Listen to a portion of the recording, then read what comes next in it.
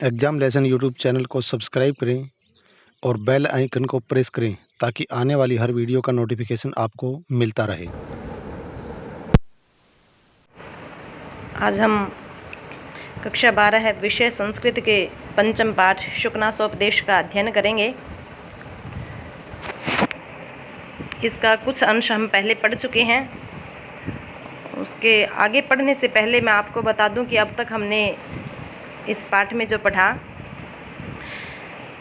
कि राजा तारापीड़ अपने पुत्र चंद्रापीड़ को राजगद्दी पर बैठाना चाहते हैं और उसी समय चंद्रापीड़ को तारापीड़ का बुद्धिमान मंत्री शुकनास उपदेश देता है और युवावस्था में जो स्वाभाविक व्यसन होते हैं उनके प्रति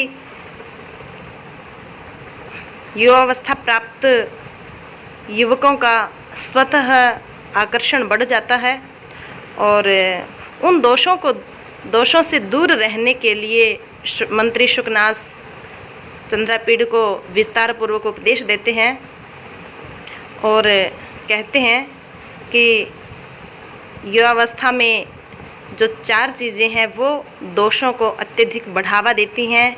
उनमें से है एक तो जन्म से ही ऐश्वर्यशाली होना और एक नई युवावस्था में प्रवेश, एक अत्यधिक सुंदर होना और एक अलौकिक शक्तियों का होना।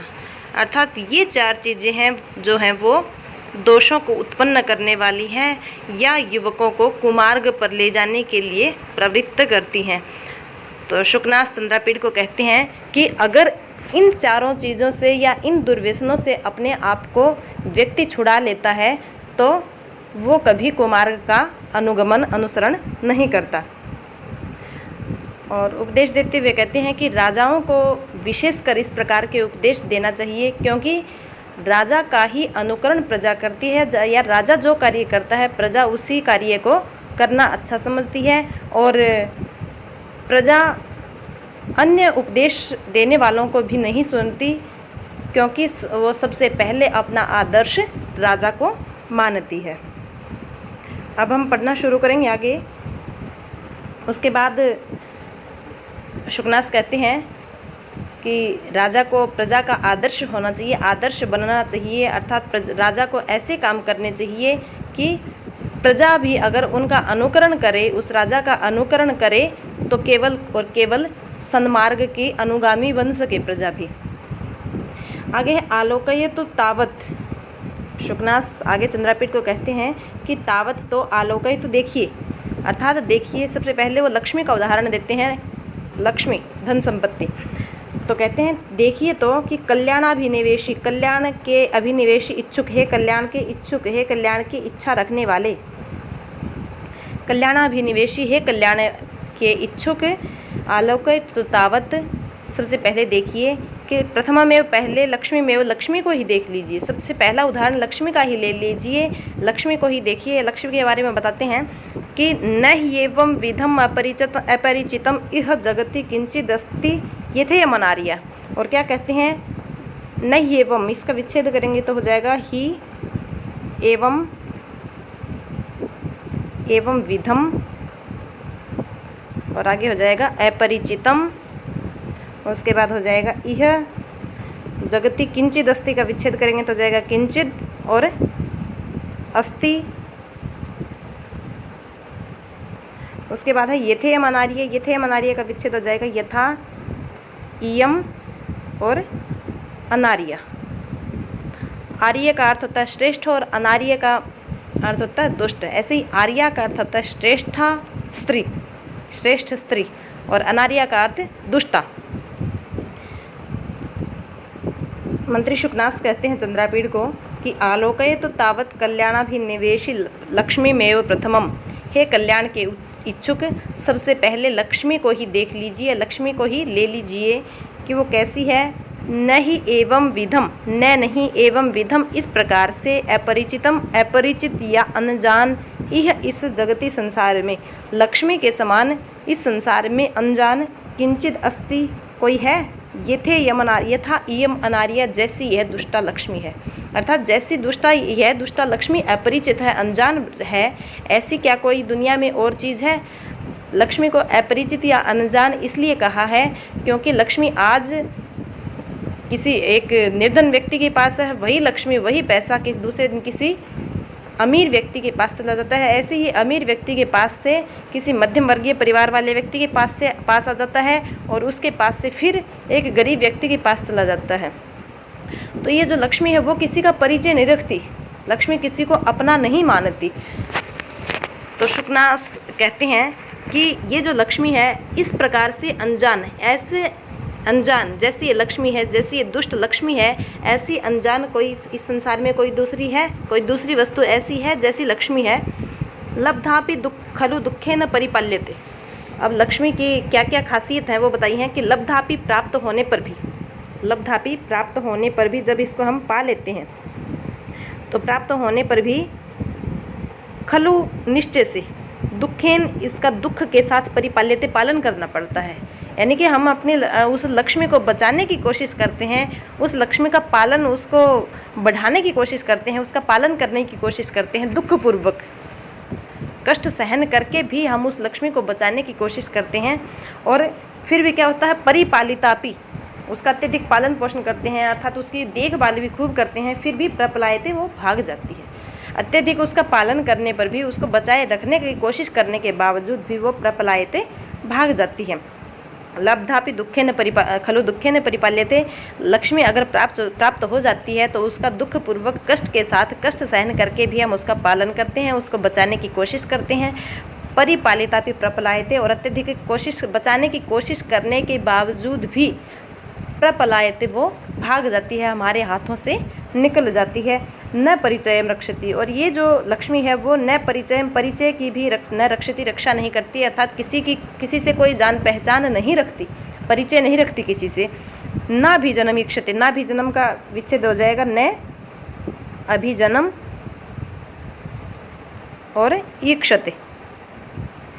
न ही अभिजन, अभिजन का मतलब था कुलीन मनुष्य, अच्छे कुल वाला, उच्च कुल का व्यक्ति को भी न नहीं ईक्षते देखती है, उच्च कुल वाले व्यक्ति को भी नहीं देखती है, अर्थात कुलीन मनुष्य का भी वो दर्शन करना नहीं चाहती। उसके लिए तो कुलीन भी वैसा ही है जैसा निम्न कुल का व्यक्ति है, वैसा ही उच्च कुल का व्यक्ति है। तो न तो किसी से परिचय रखती है, ना भी जन्म इक्षते, न कुलीन व्यक्ति को देखती है, अर्थात ये नहीं कि उच्च कुल वाले व्यक्ति के पास वो स्थिर रह जाए, निश्चला, वो निश्चला लक्ष्मी कुलीन वर्गीय व्यक्ति के पास भी नहीं रहती। न रूपम आलोकयते, न नहीं रूपम, रूप को या किसी के सौंदर्य को आलोकयते देखती है, न किसी के सौंदर्य को देखती है, अर्थात ये जरूरी नहीं कि किसी स्वरूप मनुष्य के पास ही रहे, वो कुरूप के पास भी चली जाती है। न कुल क्रमम अनुवर्तते, और न ही कुल क्रमम, कुल के क्रम का अनुवर्तते, अनुवर्तन करती है, न कुल के क्रम का अनुकरण करती है। कुल के क्रम का अनुकरण अर्थात पहले जिसके पूर्वज अत्यधिक धनवान रहे हैं या लक्ष्मी जिनके पास रही थी वो उनको छोड़कर कभी भी जा सकती है, तो कुल के क्रम का भी अनुकरण नहीं करती, अर्थात जरूरी नहीं कि पूर्वजों के पास वो संपत्ति थी तो अब वाली पीढ़ी के पास भी वो संपत्ति वैसी की वैसी रहे, ऐसा भी कोई ज़रूरी नहीं है। न शीलम पश्यति, न ही शीलम मतलब सदाचार को, किसी व्यक्ति के आचरण को, अच्छे आचरण को भी नहीं देखती, अच्छे आचरण की कोई गणना नहीं करती, चाहे वो अच्छा दुराचारी हो चाहे सदाचारी व्यक्ति हो, किसी के पास भी लक्ष्मी जा सकती है या चली जाती है। न वैदग्ध्यम गणयति, वैदग्ध्य होता है विद्वत्ता, पांडित्य, न ही विद्वत्ता की गणना करती है, अर्थात विद्वान मनुष्य को भी नहीं देखती, विद्वान मनुष्य की भी कोई अलग से गणना नहीं करती। न श्रुतम आकर्णयति, न नहीं श्रुतम, श्रुतम का मतलब वेद मंत्र, वेद मंत्रों को भी न आकर्णयति नहीं सुनती, वेद मंत्रों का भी उस पर कोई असर नहीं होता। न धर्मम अनुरुध्यते, न नहीं धर्मम, धर्म के द्वारा अनुरुध्यते रोकी जाती है, रोकी जा सकती है, अर्थात कोई धर्मानुष्ठान करने वाला व्यक्ति है, धार्मिक अनुष्ठान करने वाला व्यक्ति है, वो भी उसको नहीं रोक सकता, या अर्थात किसी धर्म विशेष के द्वारा उस लक्ष्मी को नहीं रोका जा सकता, नहीं बांधा जा सकता, यानी कि धर्म उसको रोकने में असमर्थ है। न त्यागमाद्रियते, न ही त्याग का आदर करती, त्याग का मतलब जो व्यक्ति दान करता था, त्याग का अर्थ है यहाँ पे दान, तो दान करने वाले व्यक्ति का या उस दान का भी कोई आदर नहीं करती। जो व्यक्ति सत्पात्र को दान देता है उसका भी कोई आदर नहीं करती। न विशेषज्ञताम विचारयति, और न ही विशेषज्ञताम का मतलब विशेष जानकारी रखने वाले का यानी कि विशेषज्ञों का, न ही विशेषज्ञ का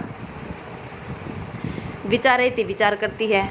अर्थात वो ये भी नहीं सोचती कि ये विशेषज्ञ है, इसको धन की आवश्यकता है, ऐसा भी वो किसी प्रकार से कोई विचार नहीं करती।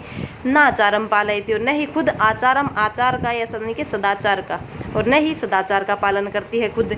न सत्यम अवबुध्यते, और न ही सत्य के द्वारा अवबुध्यते जानी जाती है, यानी कि सत्य के द्वारा भी वो नहीं समझी जा सकती, सत्य के द्वारा भी नहीं जाना जा सकता उसको। पश्यत एव नश्यति, पश्यत का अर्थ है देखते ही देखते, एव ही नश्यति नष्ट हो जाती है, देखते ही देखते नष्ट हो जाती है, यानी कि हमारे देखते ही देखते वो हमारे हाथों से निकल जाती है। आगे सरस्वती परिगृहितम नालिंगति जन्म, सरस्वती परिगृहितम सरस्वती से युक्त, सरस्वती का अर्थ है यहाँ पे विद्या, विद्या से युक्त मनुष्य अर्थात विद्वान, वही विद्यावान या विद्वान मनुष्य का जन्म मनुष्य का न आलिंगति, आलिंगन भी नहीं करती, स्पर्श भी नहीं करती, विद्वान मनुष्य का आलिंगन नहीं करती। गुणवंतम न स्पृशति, और जिस प्रकार सरस्वती की कृपा जिस पर है अर्थात जो व्यक्ति विद्या से युक्त है, विद्यावान व्यक्ति है, उसका भी आलिंगन नहीं करती, उसी प्रकार गुणवंतम न स्पृशति, गुणवंतम गुणवान मनुष्य को भी न स्पृशति नहीं छूती, गुणवान मनुष्य का स्पर्श भी नहीं करती। सुजनम न पश्यति, सुजन का मतलब श्रेष्ठ मनुष्य, दुर्जन का विपरीत है सुजन शब्द, तो सुजन श्रेष्ठ मनुष्य का भी न पश्यति नहीं देखती, उसको देखना पसंद नहीं करती। शूरम शूरवीर को, शूरवीर को या वीर को, कंटकम इव, कंटक का मतलब था कांटा, तो कांटे के, इव का अर्थ है समान, कांटे के समान, परिहरति दूर कर देती है।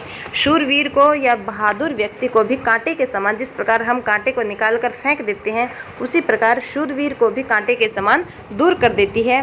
दातारम, दाता का दातार होता दानी, दान देने वाला, तो दातारम दानी को, दान देने वाले व्यक्ति को दुःस्वप्नमिव, दुःस्वप्न का अर्थ है बुरे सपने के इव समान, बुरे सपने के समान, न स्मरति याद ही नहीं करती, स्मरण ही नहीं करती। जिस प्रकार हमें कोई बुरा स्वप्न आता है तो उस स्वप्न को या बुरी बात को हम याद करना पसंद नहीं करते, उसी प्रकार ये लक्ष्मी जो है वो दानी व्यक्ति को बुरे स्वप्न के समान याद भी नहीं करती।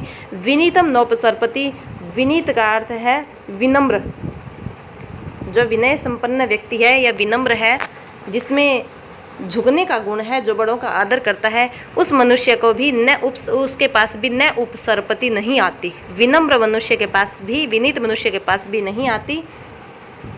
आगे तृष्णाम संवर्धयति, तृष्णाम तृष्णा को, लोभ लालच को, लोभ को संवर्धयति बढ़ा देती है, यानी कि जिस मनुष्य के पास धन संपत्ति होती है वो धन संपत्ति, पहले वाली धन संपत्ति जो वो उस मनुष्य की तृष्णा को बढ़ा देती है, या अर्थात उसकी अभिलाषा ये हो जाती है कि मैं और भी धन कमाऊं, या मेरा लक्ष्मी का जो कोष है, संपत्ति का जो भंडार है वो और ज़्यादा बढ़े, तो वो तृष्णा को बढ़ा देती है, लोभ को बढ़ा देती है, मनुष्य को लोभी बना देती है।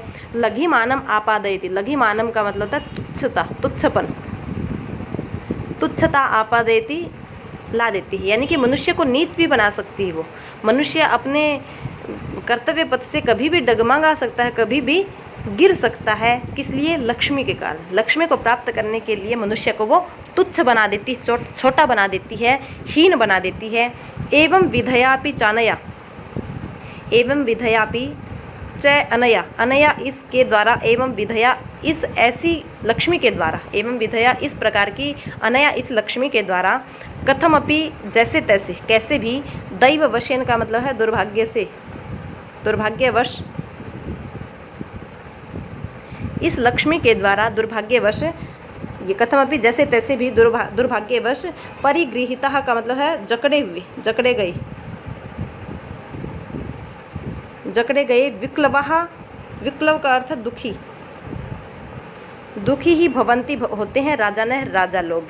तो इस प्रकार की जो लक्ष्मी है उसके बंधन में जो जकड़ जाते हैं, जो राजा उसके बंधन में पड़ जाते हैं, वो हमेशा विक्लवः भवंती, वो दुखी ही होते हैं। अर्थात उस लक्ष्मी को पाने के लिए जो अपना लोभ लालच को बढ़ा लेते हैं वो राजा हमेशा विक्लव होते हैं, दुखी होते हैं। तो एवं विधयापि चानया, इस प्रकार जो लक्ष्मी के ऊपर गुण बताए हैं या दोष बताए हैं, उस ऐसी लक्ष्मी के द्वारा कथमपि जैसे तैसे भी दैववश दुर्भाग्य से परिगृहीतः जकड़े गए राजानः राजा लोग विक्लवाः भवन्ति, दुख को प्राप्त ही करते हैं, हमेशा दुखी ही होते हैं। सर्वाविनयाधिष्ठानतां च गच्छन्ति, और सर्वाविनयाधिष्ठानतां का विच्छेद हो जाएगा सर्व अविनय और अधिष्ठानताम। सर्व सब प्रकार से अविनयम अविनम्रता के अधिष्ठानताम का मतलब स्थान, सभी प्रकार से अविनम्रता के स्थान को गच्छन्ति प्राप्त करते हैं, अर्थात उनका जो विनय संपन्न जो स्वभाव है वो खत्म हो जाता है और उनमें अविनम्रता आ जाती है। अर्थात कहें कि सब प्रकार से अविनय के स्थान को, अविनम्रता के स्थान को वो राजा लोग प्राप्त कर लेते हैं, जो जैसे तैसे भी इस लक्ष्मी के द्वारा पकड़े गए हैं, जकड़े गए हैं। वो राजा हमेशा दुखी ही रहते हैं और सब प्रकार के अविनम्रता के स्थान को वो प्राप्त कर लेते हैं। अब इसमें आज के लिए हम इतना ही पढ़ेंगे, और मेरा प्रतिदिन की तरह आपसे अनुरोध है कि आप इस पाठ को एक बार अब तक जो पढ़ा है उसको अच्छे से पढ़ के देखें, ताकि आपका जो स्मरण है वो स्थायी हो जाए। और इसी के साथ आप सभी का धन्यवाद।